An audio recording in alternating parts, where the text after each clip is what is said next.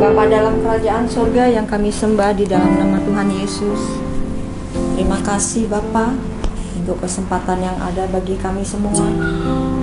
Kami boleh ada sebagaimana kami ada, semua karena kasih dan anugerah-Mu, penyertaan-Mu yang sempurna, pemeliharaanmu dalam hidup kami. Kami mau duduk diam Tuhan, untuk menerima kebenaran firman-Mu lewat hamba-Mu. Urapi hamba-Mu, urapi kami semua anak-anak-Mu. Kami siapkan hati kami, dan yang hidup yang terbaik bagi kami adalah hidup dalam kehendak-Mu Tuhan. Terima kasih Tuhan Yesus. Mengenal-Mu lebih dari segalanya, mengalami-Mu dalam hidupku, kehendak-Mu biar jadi di dalamku, menyenangkan-Mu kerinduanku.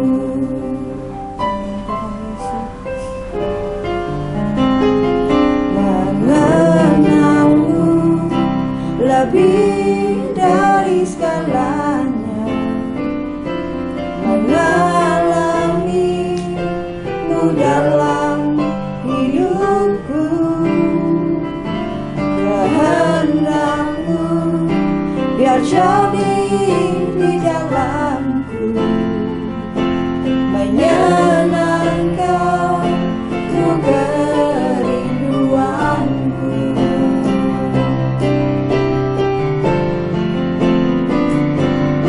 Yesus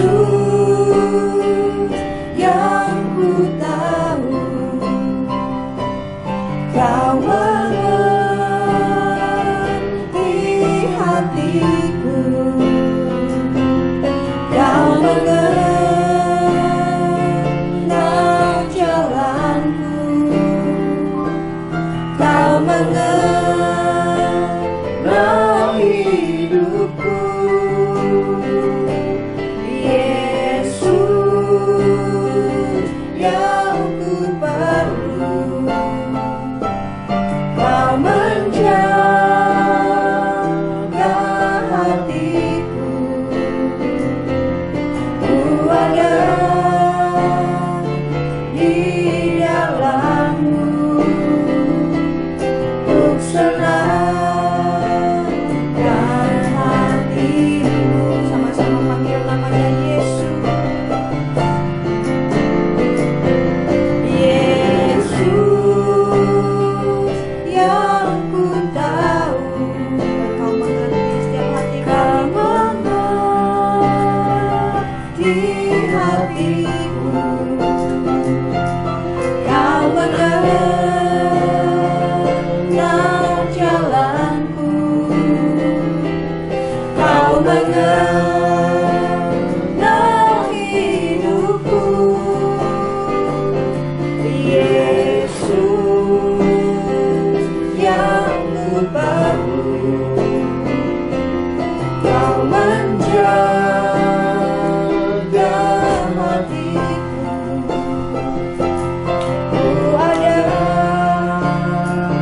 di dalam-Mu,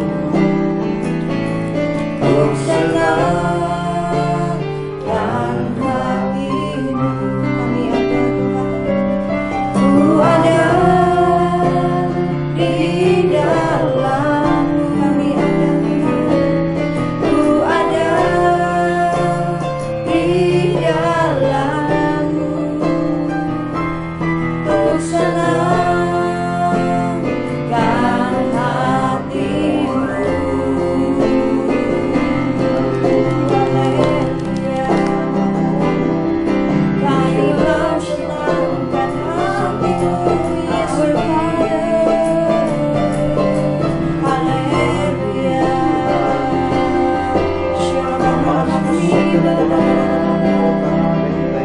Terima kasih, kami bersyukur Yesus.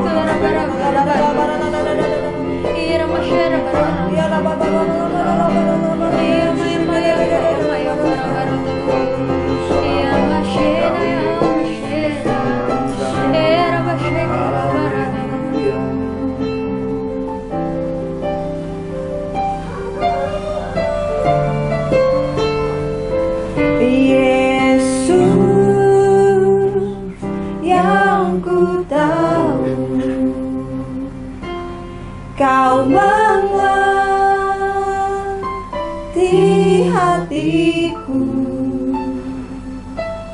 Kau mengenal jalanku, Kau mengenal hidupku, Yesus, Yesus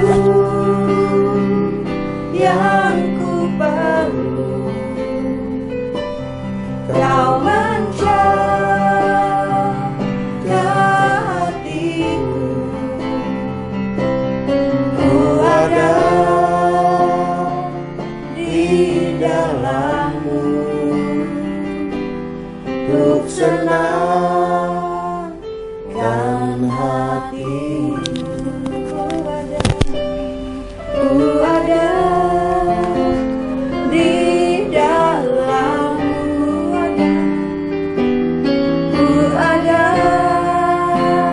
di dalammu, ada Tuhan, ku ada di dalammu, untuk senangkan hatimu. Sembah syukur kami bagimu, Raja segala raja, Tuhan di atas segalanya, Juru selamat hidup kami. Kami puji, kami sembah Yesus Kristus Tuhan kami. Firman-Nya ya dan amin. Firman-Nya adalah terang dan pelita bagi hidup kami. Kami mengandalkan Engkau ya Tuhan di dalam hidup kami. Kami mencari wajah-Mu, menemukan kekuatan-Mu, dan Kau memenuhi kami dengan hadirat-Mu. Roh-Mu menuntun kami dan memberkati kami semua. Terima kasih Bapa. Semaikan lagi benih firman-Mu itu di tanah hati kami yang subur, biar bertumbuh lebat dan jadi berkat dalam kehidupan. Anugerahkan kasih, roh hikmat, roh pengertian dan pengalaman yang benar akan Engkau.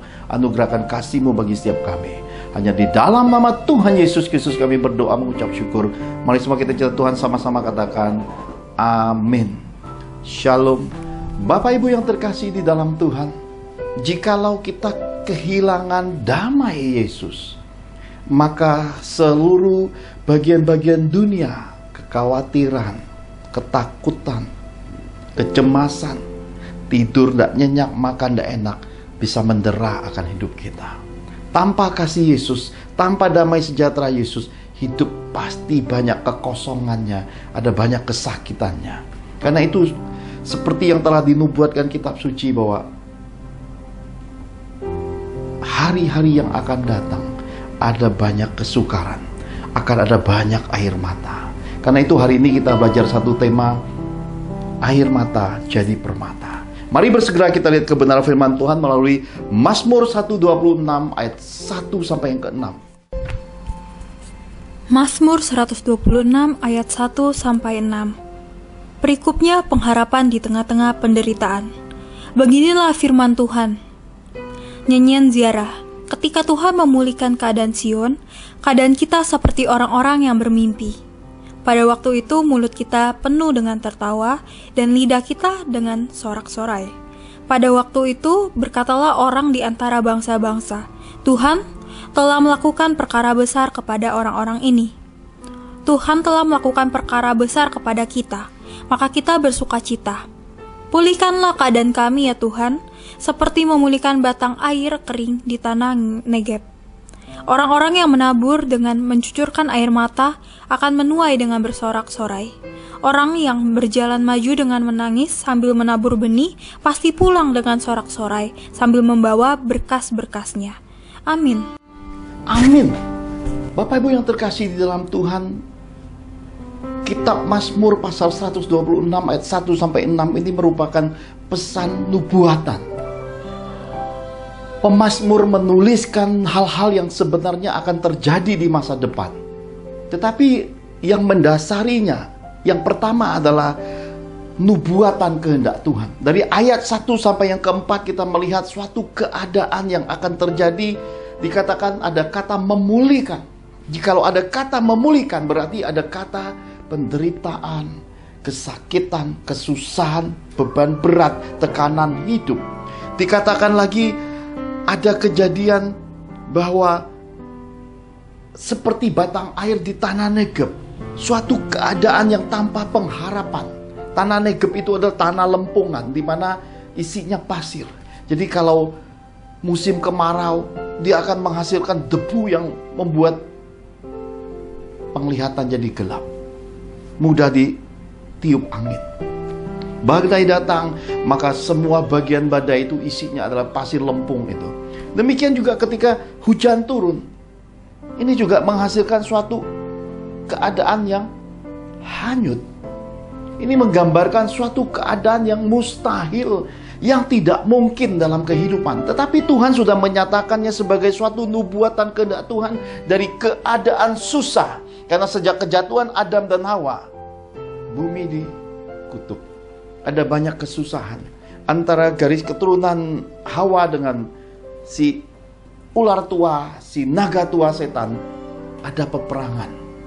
Dan keadaan ini terus berlanjut sampai masa yang sudah dinubuatkan seorang putra yang diberikan bagi kita, yaitu kelahiran Yesus Kristus. Dan nubuatan pemazmur ini tidak berhenti sampai masa kelahiran Yesus, bahkan sampai masa kematian Yesus masih berlaku nubuatan pemazmur 126 ini. Keadaan inilah yang harus kita pahami, bahwa ada air mata sejak kejatuhan manusia penciptaan yang pertama di muka bumi, yaitu Adam dan Hawa jatuh ke dalam dosa. Ada banyak air mata. Keadaan inilah yang dinubuatkan, yang akan ditransformasi oleh firman, yang ditransformasi melalui karya penebusan Yesus. Oleh darah Yesus yang mahal, air mata itu akan ditransformasi jadi permata. Bapak Ibu yang terkasih di dalam Tuhan, kita bisa melihat suatu keadaan masa nabi-nabi. Saya mau tunjukkan tentang nubuatan kehendak Tuhan ini. Mari lebih dulu kita melihat apa yang tertulis di dalam kitab Yoel pasal 2 ayat 28 sampai yang ke-29. Yoel 2 ayat 28 sampai 29. Demikian firman Tuhan. Kemudian daripada itu akan terjadi bahwa aku akan mencurahkan rohku ke atas semua manusia. Maka anak-anakmu laki-laki dan perempuan akan bernubuat. Orang-orangmu yang tua akan mendapat mimpi. Teruna-terunamu akan mendapat penglihatan-penglihatan. Juga ke atas hamba-hambamu laki-laki dan perempuan akan kucurahkan rohku pada hari-hari itu. Amin. Bapak Ibu yang terkasih di dalam Tuhan, Nabi Yoel bernubuat tentang suatu masa. Masa itu akan datang ketika Tuhan mencurahkan rohnya ke atas semua manusia. Berarti sebelum masa itu datang, roh itu tidak bisa memenuhi semua manusia. Karena pada perjanjian lama, bahkan pada zaman Nabi Yoel sendiri, roh itu hanya hinggap pada orang-orang yang terpilih, orang-orang istimewa yang disebut nabi-nabi Tuhan. Roh para nabi inilah yang akan dicurahkan di muka bumi ini. Nabi Yoel, jaraknya dengan Tuhan Yesus mungkin ada beberapa ratus tahun. Suatu keadaan sudah dinubuatkan tentang hari itu. Suatu keadaan yang sudah dinubuatkan dari para nabi, yang dimana nubuatan itu saling melengkapi. Ketika Yesaya berkata seorang putra, lambang pemerintahan ada di bahunya, roh hikmat ada padanya, roh nasihat dan keperkasaan. Dinubuatkan dan dilengkapi sesudahnya, dikatakan roh yang ada padanya. Karena Yesus ketika membentangkan kitab Nabi Yesaya, dikatakan hari ini firman ini digenapi. Roh Tuhan Allah ada padaku. Roh para nabi itu ternyata adanya pada Yesus. Dan oleh Yesuslah akhirnya membuka semua bagian demi bagian yang melengkapi nubuatan kehendak Tuhan, yang akan mentransformasi manusia yang jatuh dalam dosa, yang tidak mungkin lagi hidup berkenan kepada Allah. Manusia yang jatuh dalam dosa, yang telah kehilangan kemuliaan Allah itu. Roh kemuliaan itu yang akan dikaruniakan oleh Bapa Surgawi. Nah, kita lihat kegenapan dari Nabi Yoel ini di dalam Kisah Para Rasul 2 ayat 1 sampai 13. Kisah Para Rasul 2 ayat 1 sampai 13. Berikutnya Pentakosta. Beginilah firman Tuhan. Ketika tiba di hari Pentakosta, semua orang percaya berkumpul di satu tempat. Tiba-tiba turunlah dari langit suatu bunyi seperti tiupan angin keras yang memenuhi seluruh rumah di mana mereka duduk. Dan tampaklah kepada mereka lidah-lidah seperti nyala api yang bertebaran dan hinggap pada mereka masing-masing. Maka penuhlah mereka dengan Roh Kudus, lalu mereka mulai berkata-kata dalam bahasa-bahasa lain, seperti yang diberikan oleh Roh itu kepada mereka untuk mengatakannya. Waktu itu di Yerusalem diam orang-orang Yahudi yang saleh dari segala bangsa di bawah kolong langit. Ketika turun bunyi itu, berkerumunlah orang banyak. Mereka bingung karena mereka masing-masing mendengar rasul-rasul itu berkata-kata dalam bahasa mereka sendiri. Mereka semua tercengang-cengang dan heran, lalu berkata, "Bukankah mereka semua yang berkata-kata itu orang Galilea? Bagaimana mungkin kita masing-masing mendengar mereka berkata-kata dalam bahasa kita sendiri, yaitu bahasa yang kita pakai di negeri asal kita? Kita orang Partia, Media, Elam, penduduk Mesopotamia, Yudea dan Kapadokia, Pontus dan Asia, Frigia dan Pamfilia, Mesir dan daerah-daerah Libya yang berdekatan dengan Kirene, pendatang-pendatang dari Roma, baik orang Yahudi maupun penganut agama Yahudi, orang Kreta dan orang Arab. Kita mendengar mereka berkata-kata dalam bahasa kita sendiri tentang perbuatan-perbuatan besar yang dilakukan Allah." Mereka semua tercengang-cengang dan sangat termangu-mangu, sambil berkata seorang kepada yang lain, "Apakah artinya ini?" Tetapi orang lain menyindir, "Mereka sedang mabuk oleh anggur manis." Amin. Amin. Bapak Ibu yang terkasih di dalam Tuhan, roh para nabi yang diminta Tuhan Yesus kepada Bapa di sorga. Karena dikatakan, "Aku tidak akan membiarkan kamu sebagai yatim piatu. Aku tidak akan membiarkan kamu sendiri," kata Tuhan Yesus. Roh para nabi dicurahkan kepada 120 orang di loteng Yerusalem. Ternyata roh para nabi itulah yang mendiami gereja mula-mula.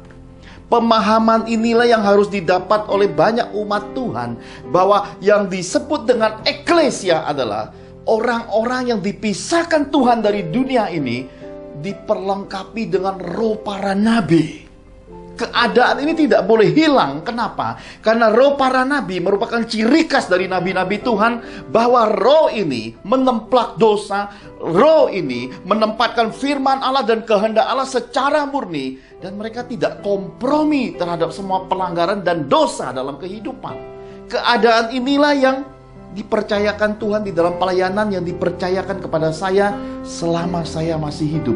Dan saya mulai membekalinya kepada anak-anak garis keturunan hidup saya, kepada anak-anak Tuhan, kepada anak-anak rohani, dan kepada komunitas Fathers Miracle, dan kepada sebanyak mungkin orang-orang yang Tuhan percayakan. Bapak Ibu yang terkasih di dalam Tuhan, mengapa saya begitu kekeh, kokoh, bersikeras berjalan dalam pelayanan yang Tuhan pernah berkata, "Kalau engkau tidak mau naik lagi ke mimbarku, umatku, gereja-gerejaku kehilangan suara kemurnian."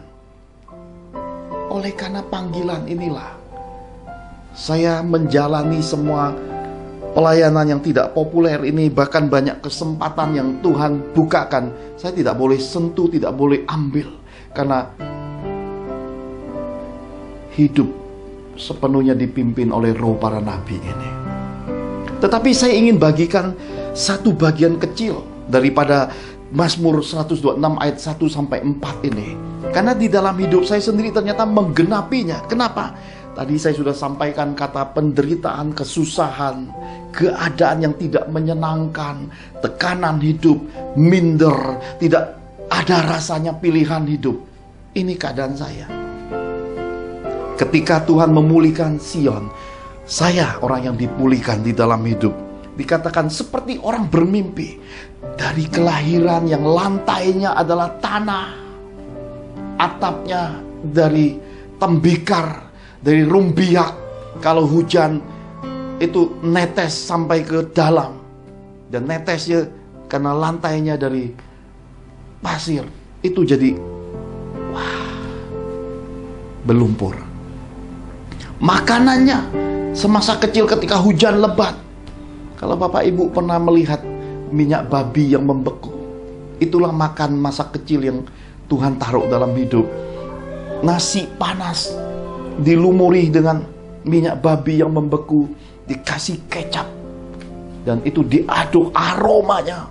Wow, dan itu dimakan. Dengan kemiskinan seperti itu, ternyata Allah masih menjagai si bocah kecil dengan menikmati segala sesuatu yang terbatas.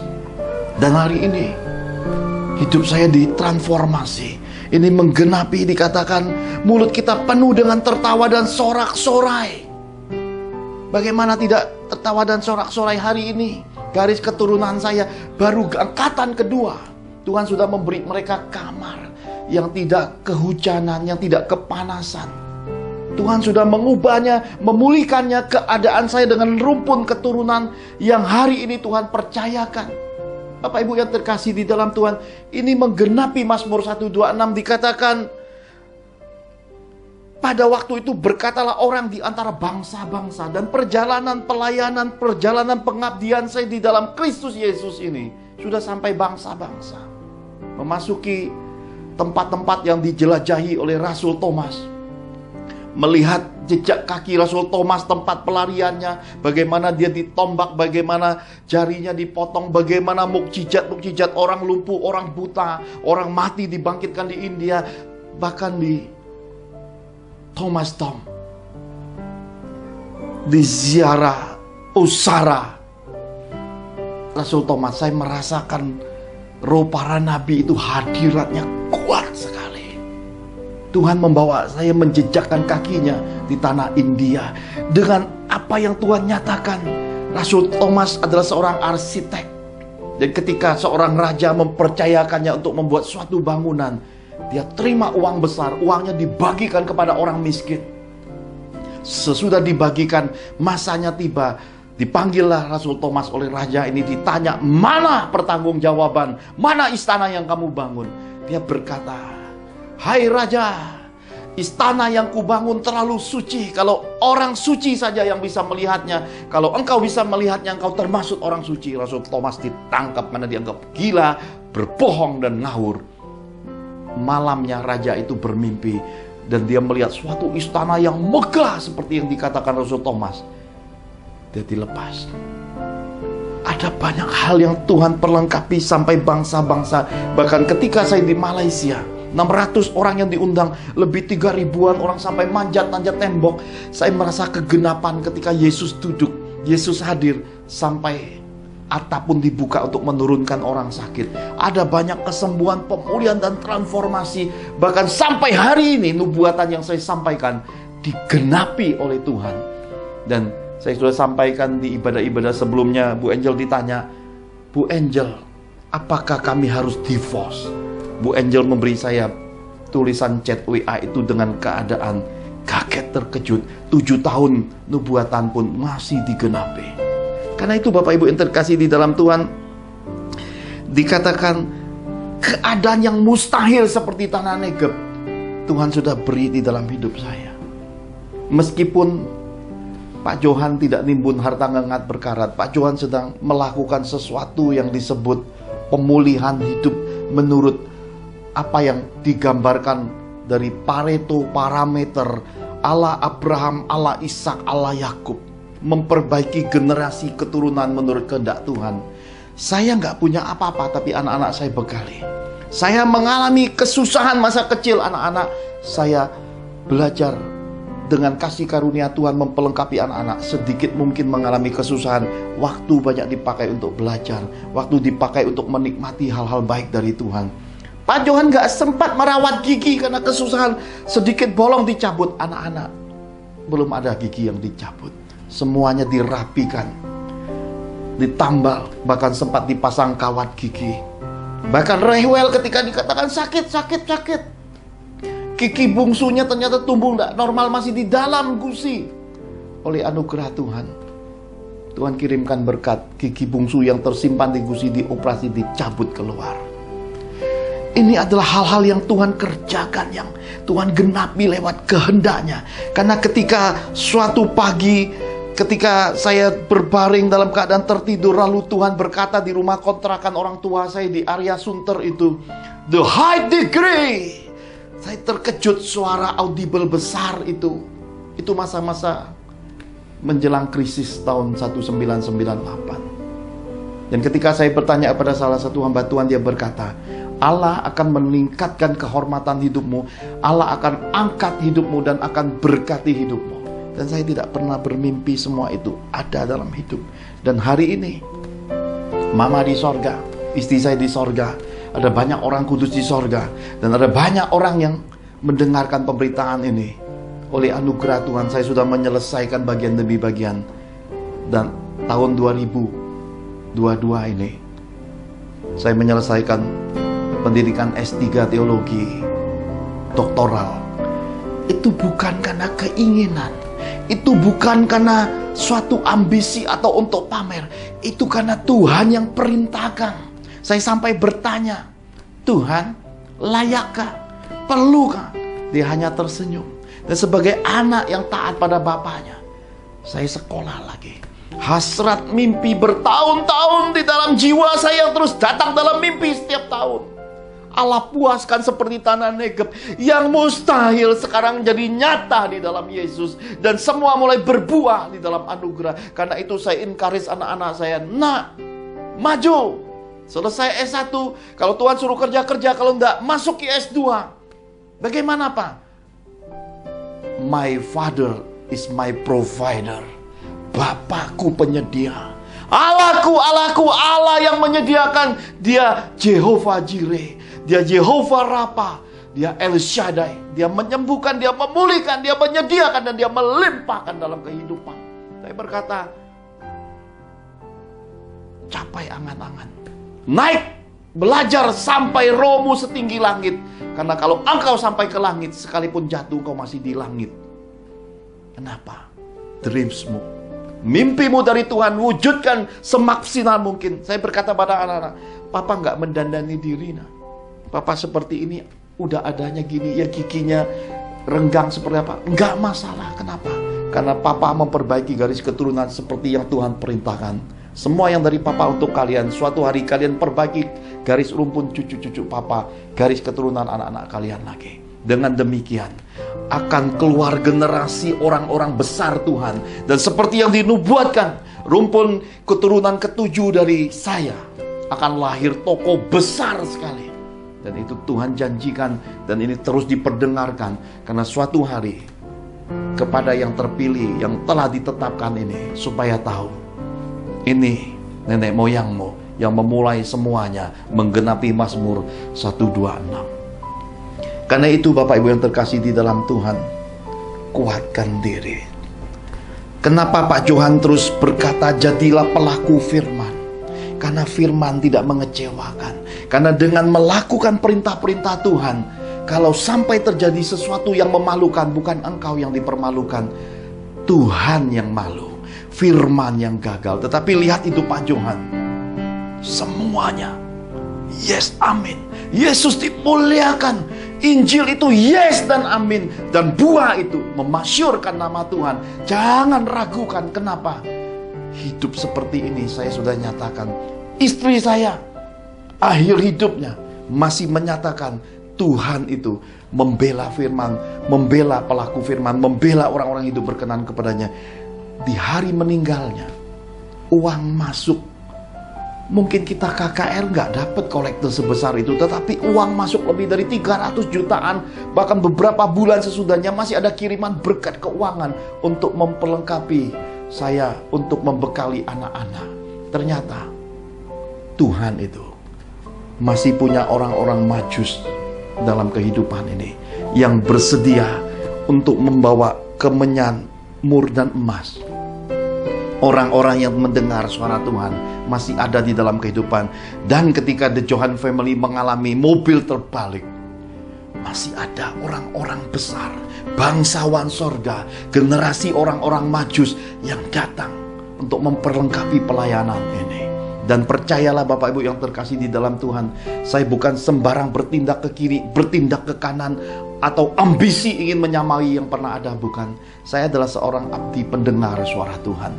Kalau Tuhan suruh bekerja, saya bekerja. Tuhan suruh bergerak, saya bergerak. Tuhan suruh diam, saya akan diam. Dan lihat hari ini, Seperti yang pernah saya sampaikan, pandemi berakhir, penyakit lebih dulu datang lagi. Dan hari ini muncul hepatitis yang baru, hepatitis akut yang sudah merenggut banyak sekali anak-anak kecil. Jiwa-jiwa anak kecil meninggal dunia oleh karena penyakit virus baru, hepatitis akut ini. Bapak Ibu yang terkasih di dalam Tuhan, marilah.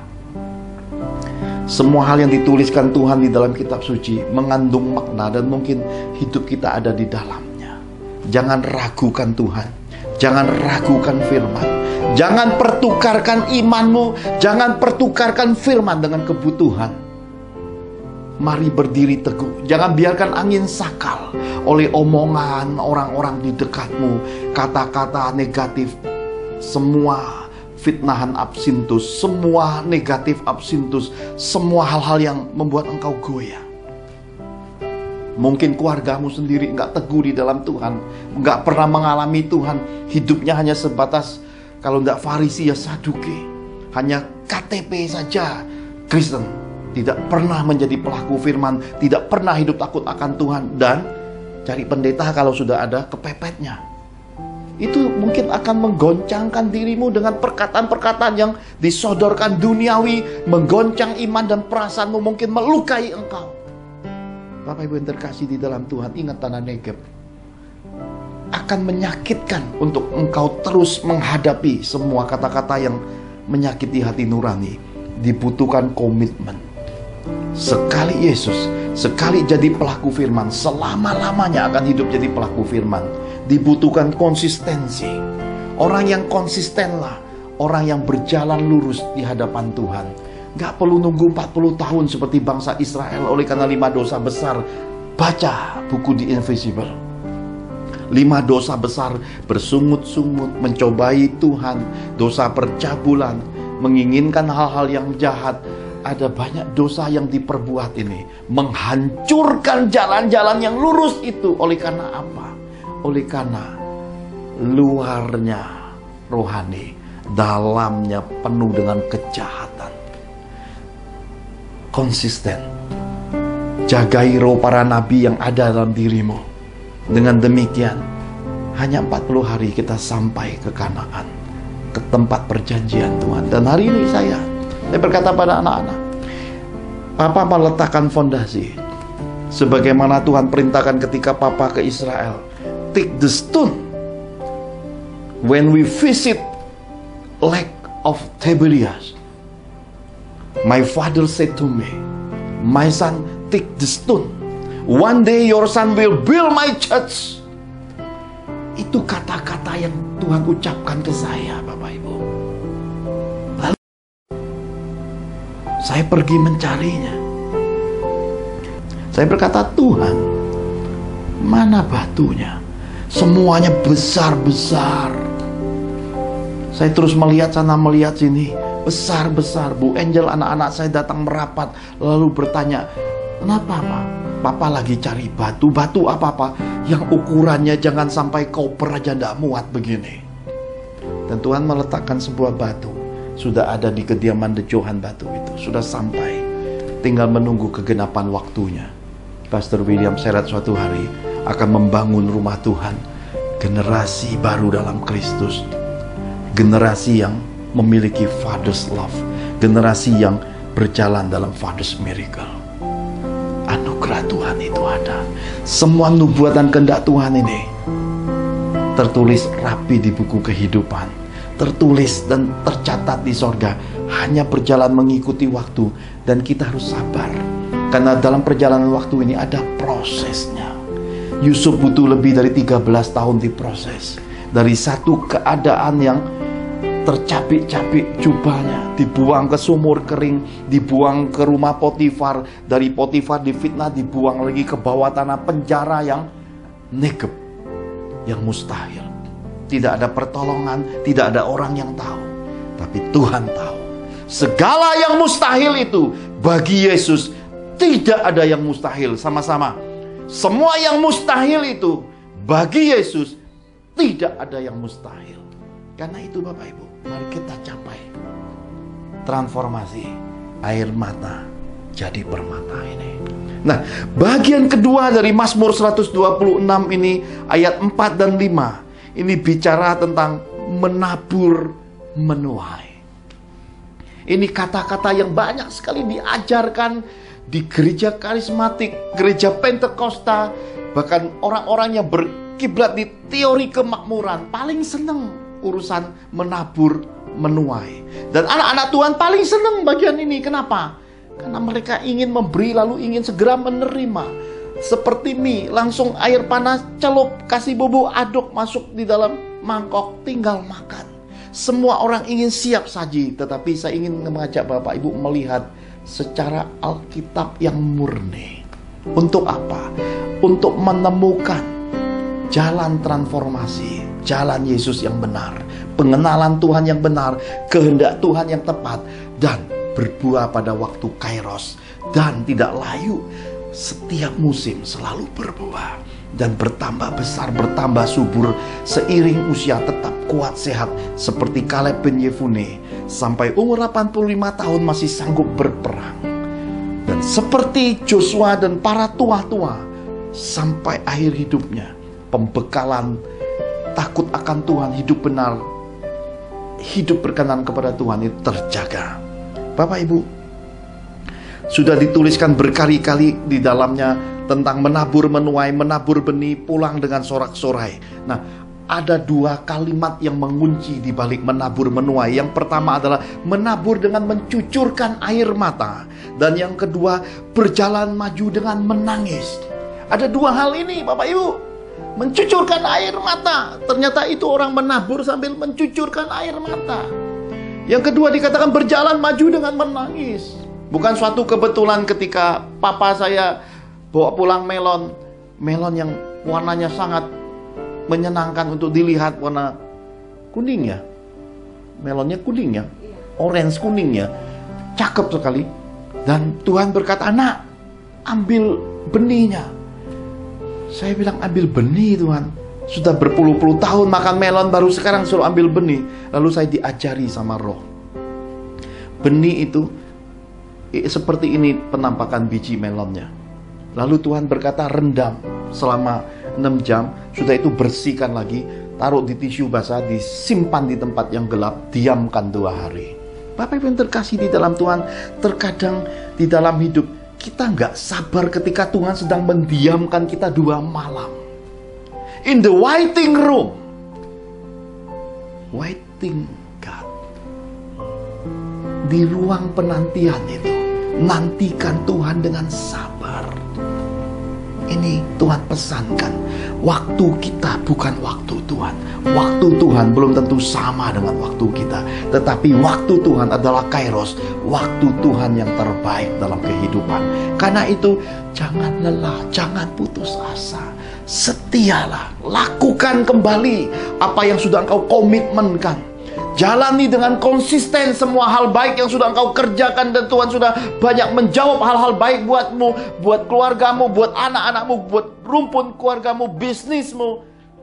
Jangan pertukarkan lagi semua itu dengan manusia lama, dengan hitungan-hitungan duniawi, dengan cara hidup agamawi, dan belajar hidup rohani. Engkau balut Farisi dan Saduki, engkau sangka tidak ada seorang pun yang tahu.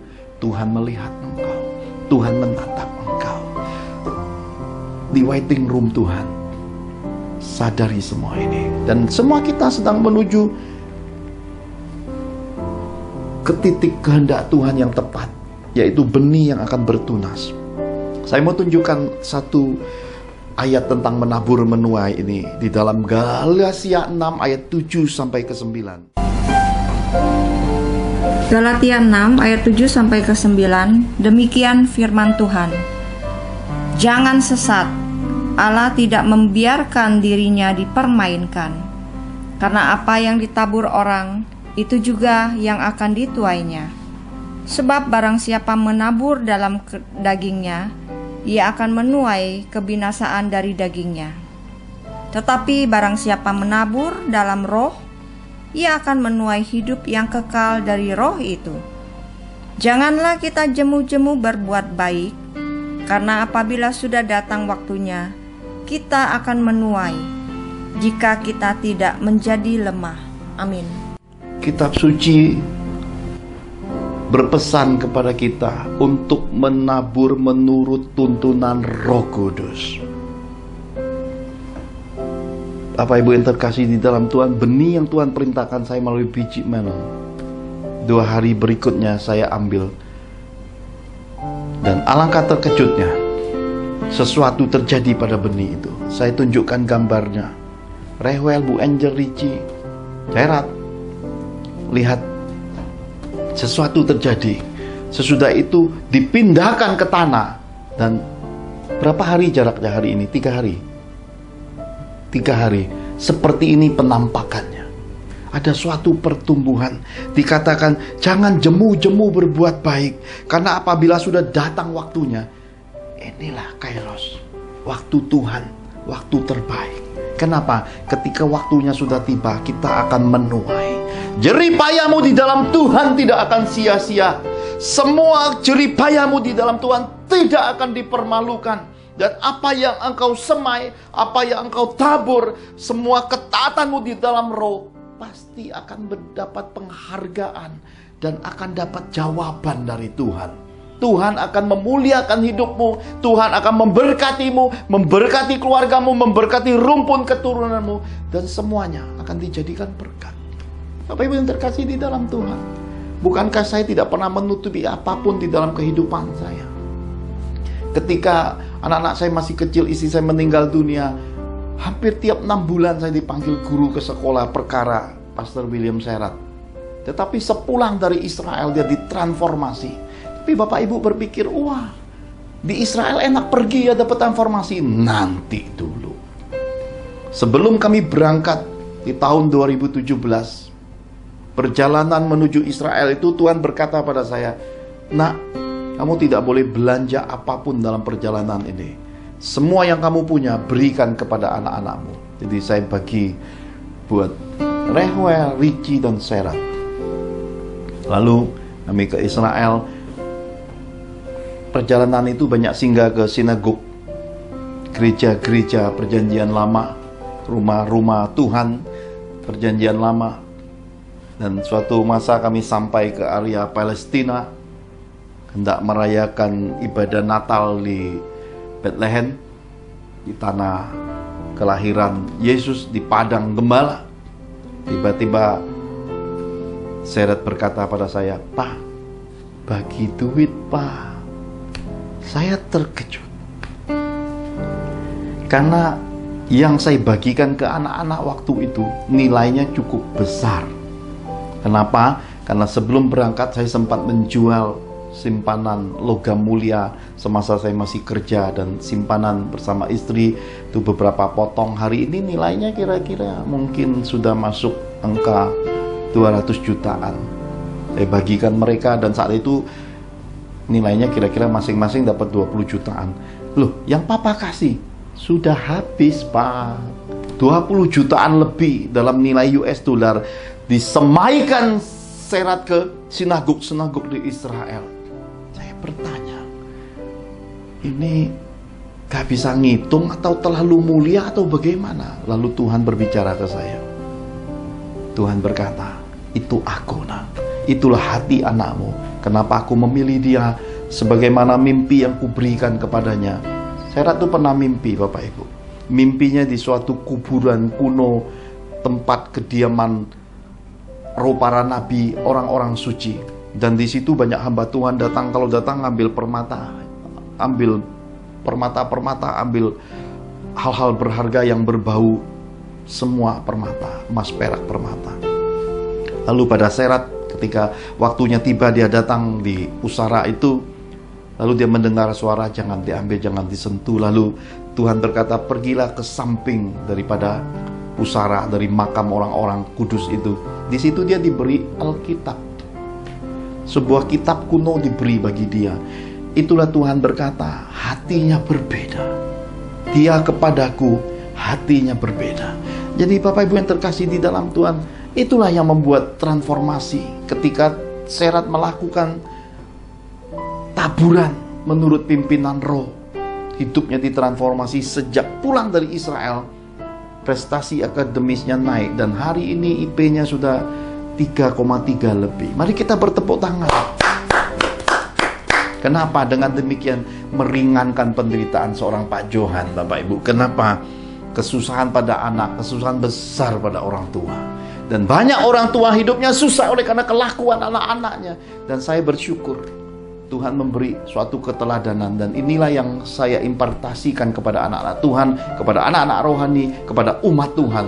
Inilah caranya menabur menurut tuntunan roh dan berbuah dalam kehidupan. Dan sepulang dari Israel, menggenapi lagi penglihatan sebelum saya menikah, karena suatu masa saya melihat seorang hamba Tuhan tinggi besar putih gagah, dan itu berkhotbah di stadion-stadion, di gereja-gereja besar, berjambang, berewok, berjenggot. Saya lihat itu klimis dulunya, Bapak Ibu, sangat klimis, putih.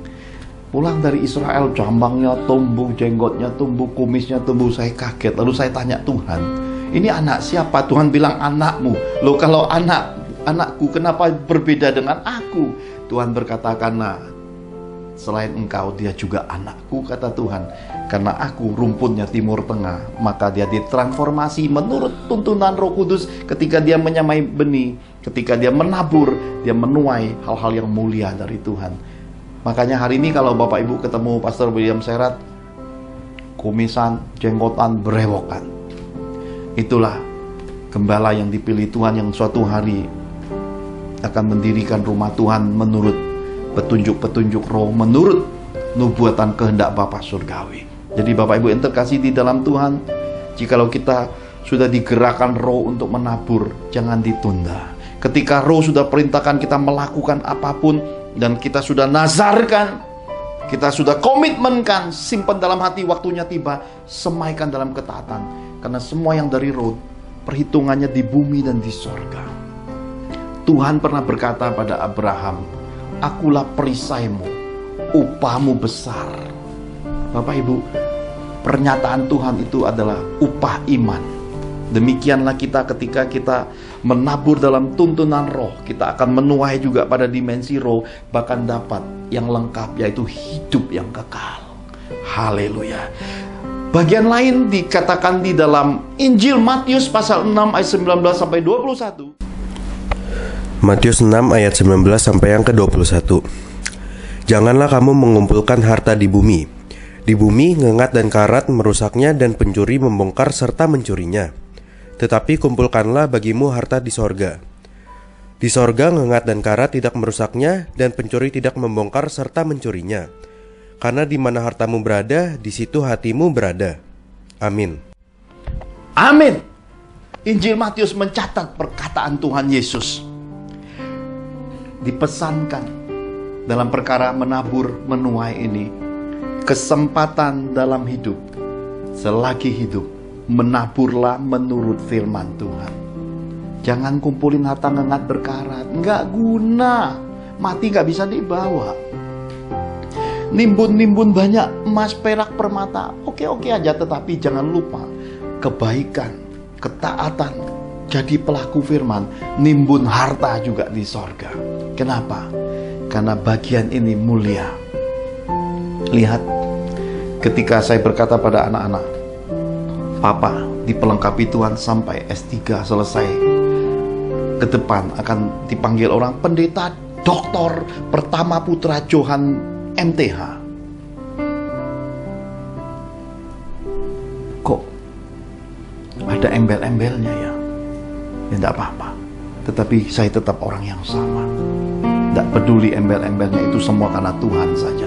Maka saya bilang anak-anak, lanjut. Saya berkata, Pak, aku kok pengennya S2 ke UGM. Saya bilang, jangan. Kenapa? Karena saya belum dengar suara Tuhan. Sisi saya sebagai papa, kalau kamu pergi, Richie juga, aku mau ke Inggris.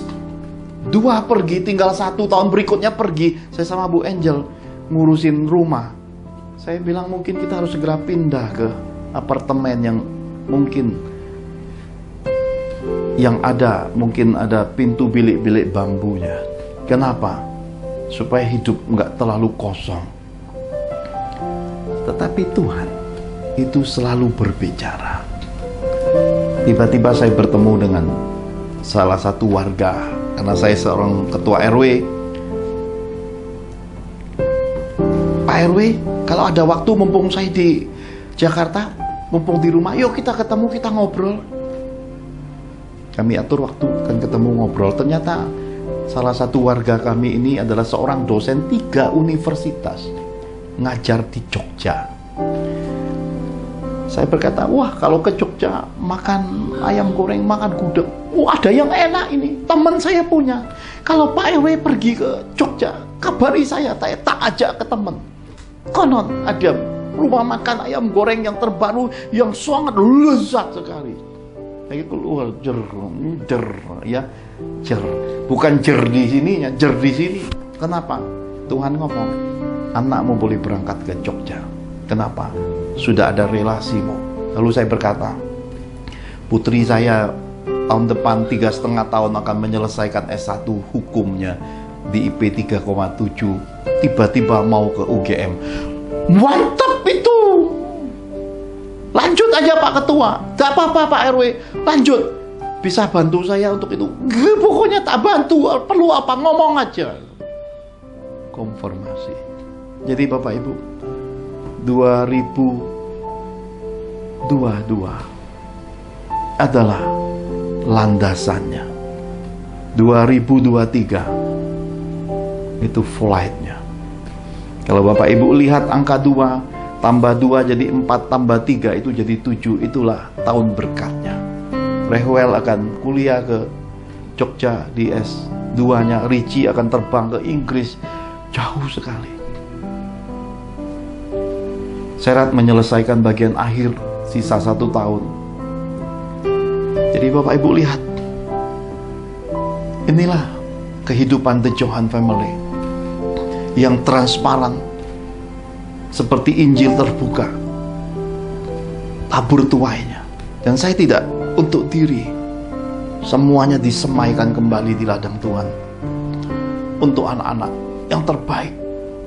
Kok gak buat anak-anak jadi mewah, anak-anak yang jadi perlente, anak-anak yang sebawa? Tidak. Karena buah jatuh tidak jauh dari pohon. Kalau Pak Johan sederhana, anak-anak juga sederhana. Dan sederhananya berkualitas. Kenapa? Karena harus memuliakan Yesus dengan prestasi. Harus memberkati nama Yesus menjadi orang-orang besar pada masanya. Dan menolong umat Tuhan dan memberkati gereja-gereja Tuhan. Dan saya berdoa kiranya para bangsawan sorga, orang-orang yang telah mengambil bagian mendukung pelayanan Father's Miracle, pelayanan Pak Johan, suatu masa rumpun garis keturunan saya, anak-anak saya, mantu-mantu saya, bahkan cucu-cucu saya akan mengembalikan budi baik Bapak Ibu semua pada waktunya nanti. Saya berdoa semua itu akan terjadi supaya Bapak Ibu bisa melihat suatu hari, meskipun suatu hari Pak Johan sudah pulang sorga, semua pengajaran, semua pembekalan, semua pemahaman firman ini masih berlaku turun-temurun. Kenapa?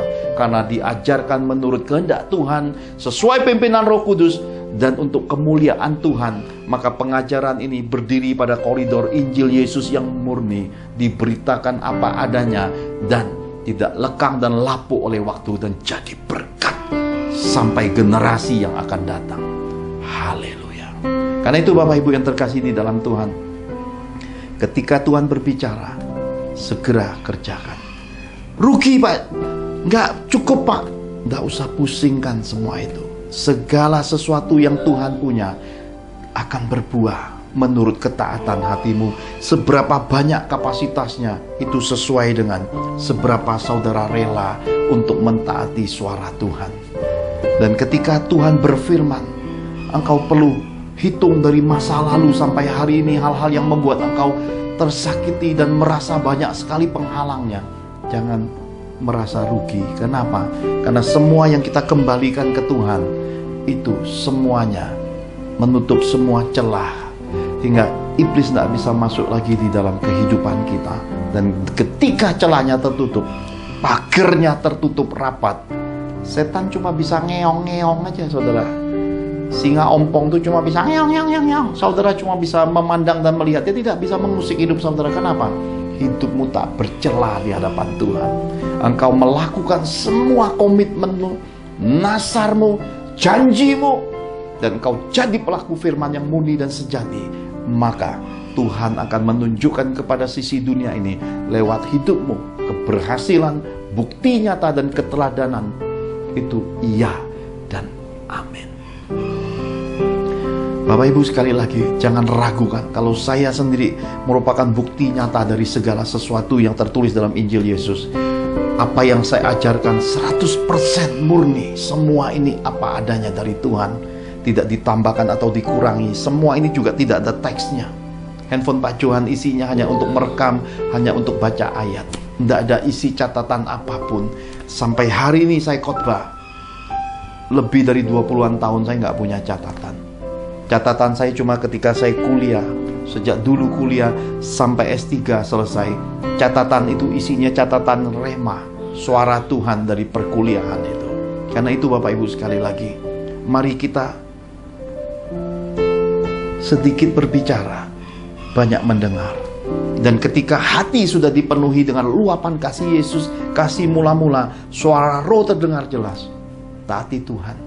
Supaya langkah demi langkah, mukjizat demi mukjizat, pemulihan demi pemulihan, kesembuhan, pelipat gandaan jawaban doa, berkat dan penggenapan janji-janji Tuhan itu terjadi di dalam hidupmu, terjadi di dalam keluargamu. Dan Tuhan pakai rumpun keluargamu, anak cucumu, jadi berkat bagi seisi bumi ini.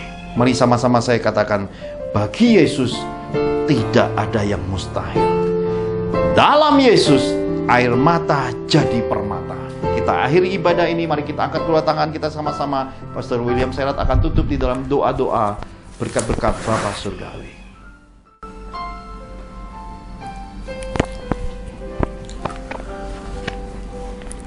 Bapak Ibu yang saya kasihi dalam Tuhan Yesus, kita baru saja dicerahkan oleh firman Injil Kristus dengan tema air mata jadi permata. Tuhan pesankan kepada kita agar hidup dan menabur dalam tuntunan Roh Kudus. Semua hal baik dan taburan benih kita harus sesuai firman Kristus. Mari kita akhiri ibadah online ini dengan doa sepakat menerima berkat-berkat Bapa Surgawi. Mari kita mengangkat kedua tangan kita dan bersatu dalam doa sepakat. Dalam nama Tuhan Yesus Kristus, terbukalah tingkap-tingkap langit, semua taburan benih dan ketaatan hidup kita beroleh kegenapan firman-Nya. Kita menabur dan menuai, kita dipeliharanya, dibelanya, disertainya dan diberkatinya. Maka tercurahlah berkat Bapa Surgawi, engkau akan terus naik dan tidak menjadi turun. Engkau akan menjadi kepala dan bukan ekor, adonanmu, lumbung-lumbungmu, rekening bank dan kas keuanganmu diisi penuh Tuhan Yesus. Berkat bangsa-bangsa pun masuk dalam kapasitas hidupmu. Diberkatilah keluargamu, diberkatilah karir bisnismu, studimu dan pelayananmu. Dalam anugerah Tuhan Yesus, maka engkau beserta keluargamu akan menerima kasih karunia, kesehatan, keberuntungan, berkat 5 roti 2 ikan, pelipat kali gandaan berkat, jawaban doa, dan terobosan ekonomi dan mujizat yang ajaib. Dalam Roh Kudus, maka engkau beserta keluargamu terai hidup di bumi seperti di sorga. Kita terima berkat-berkat surgawi ini dalam nama Tuhan Yesus, sama-sama kita katakan amin. Amin. Tuhan Yesus memberkati.